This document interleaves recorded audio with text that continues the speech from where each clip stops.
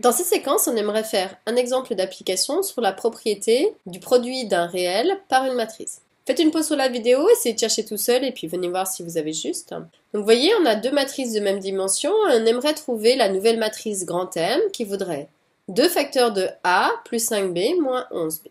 Différentes manières de calculer ça. Il y a des manières qui sont plus ou moins rapides. Ici déjà, comme sur les réels, il faudrait simplifier. Pour simplifier, eh bien ici, je pourrais distribuer. Donc grand M, elle vaudrait donc 2 fois A, 2A, plus 2 fois 5B, c'est-à-dire 2 fois 5, 10B. Et ensuite, on a moins 11B. Comme sur les réels, je regroupe toujours au maximum. Ici, j'ai du B et j'ai du B, donc 10B moins 11B, ça va faire moins 1B. Donc cette fois-ci, il va falloir qu'on calcule parce que nous, on a la matrice A, mais j'aimerais la matrice 2A. Donc ça veut dire que tous les coefficients de A, ils vont être multipliés par 2. Donc 2A, elle va valoir 2 fois 2, 4, 3 fois 2, 6, 8 fois 2, 16, 4 fois 2, 8, 7 fois 2, 14, 1 fois 2, 2. Et ensuite, j'ai la matrice B, alors je vais l'écrire en dessous. Donc 7, 1, moins 1, moins 3, 5, 2.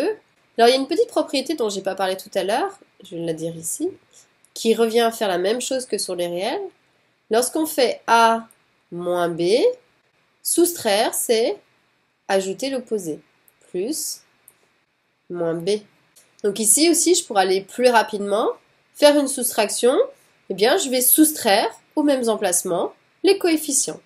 Ici, si je fais 2A moins B, c'est-à-dire la matrice M, aux mêmes emplacements, je fais mes soustractions.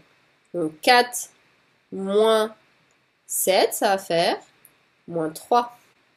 6 moins 3, donc 6 plus 3, c'est-à-dire 9.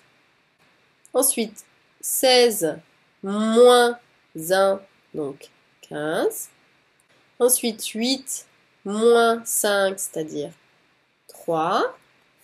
Ensuite, 14 moins 1, donc 14 plus 1, donc 15 aussi.